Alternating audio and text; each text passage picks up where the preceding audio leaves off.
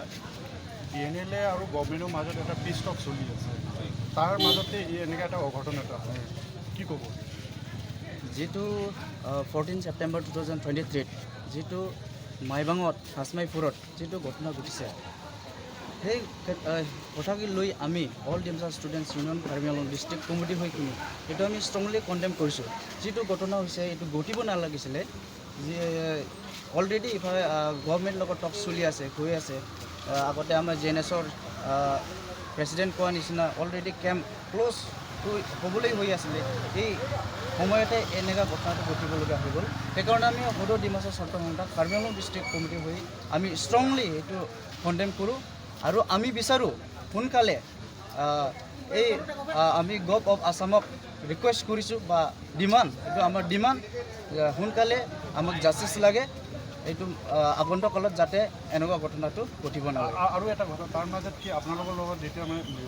DNLৰ যেতিয়া টক্স হৈ আছে তেনেকৈ টক্সৰ মাজত তেনেকৈ ধৰণৰ এটা ঘটনা ঘটি তাৰমানে তেওঁলোকৰ কি এটা প্ৰতাৰণা মানে তেওঁলোকৰ নেগলিজেঞ্চে কৰাৰ নিচিনা হ'ল নেকি যেতিয়া গুলিয়াই দিম তেতিয়াই গুলিয়াই দিব পাৰি তেনেকৈ এটা হ'ব পাৰি নেকি হয় এতিয়া বৰ্তমান নেগলেক্ট কৰাৰ নিচিনা হৈছে যিটো টক্স অলৰেডি চলি আছিলে এই মাজতে এনেকুৱা ঘটনাটো ঘটিছে যিটো ঘটিব নালাগিছিলে এইটো আমি ষ্ট্ৰংলি কণ্ডেম কৰিছোঁ এতিয়া OC-জনে কৈছে যে বোলে ভৰিত মই টাৰ্গেট কৰি মাৰিছোঁ বা পুলিচ আৰক্ষীয়ে যোনটো মানে তেওঁলোকৰ ষ্টেটমেণ্ট দিছে আমি ভৰিত টাৰ্গেট কৰি বা আমি চিটুৱেশ্যনটো কণ্ট্ৰল কৰিবৰ কাৰণে আমি ফায়াৰিং তেনেকৈ কৰিব গৈছে আৰু অভাৰঅল যোনটো তেওঁৰ তাত যোনটো বুলেট পোৱা গৈছে তেওঁৰ middle of the part body পাৰ্টত পোৱা গৈছে তেনেকুৱা অৱস্থাত তেওঁলোকে কি এটেম্পলি মানে টাৰ্গেট কৰি কৰাৰ নিচিনা হৈছে নেকি তো যিটো এছ পি এ ষ্টেটমেণ্ট দিছিলে এইটো আমি সকলোৱে শুনিছে আমি নহয় অসম ৰাইজে শুনিছে সেই সিহঁতে কোৱা মতে ওপৰত যিটো ফায়াৰিং চলাইছে ওপৰত ফায়াৰিং চলাওঁতে মানে তলত আৰু গিৰিকিনি লাগিছে বুলি মানে ষ্টেটমেণ্টত সিহঁতে দেখুৱাইছে যিটো আমি বা সকলোৱে অসম ৰাইজে এইটো কেতিয়াও মানিব নোৱাৰোঁ আৰু তেনেকুৱা বস্তু যিটো মানে ওপৰত যি ফায়াৰিং মাৰিছে মানে আকৌ আহি কিনে লাগিছে এই কথাটো আমি কেতিয়াও মানিব একজনৰ লাগিব পাৰে দুজনৰ তেনেকৈ হয় একজনৰ লাগিব পাৰে আৰু দুইজন অলৰেডি ইনজৰ হৈছে তেওঁ পূৰা প্ৰি প্লেনিংলি তেনেকৈ কৰিছে বুলি ভাবেনে তো এইটো আমি এতিয়ালৈকে একো ক'ব নোৱাৰোঁ যিটো এতিয়া CBI বা ইনকুৱাৰী চলি আছে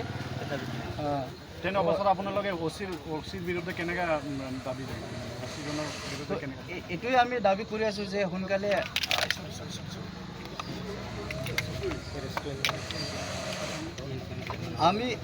আমি অল ডিমাছা ষ্টুডেণ্টছ ইউনিয়ন হৈ এইটোৱে দাবী যে সোনকালে OC-জনক এৰেষ্ট হ'ব লাগে বা ছাছপেণ্ড হ'ব লাগে এইটোৱে আমাৰ দাবী গভৰ্ণমেণ্ট অফ আছামত আপোনালোকে কেনেধৰণে আহ্বান জনাব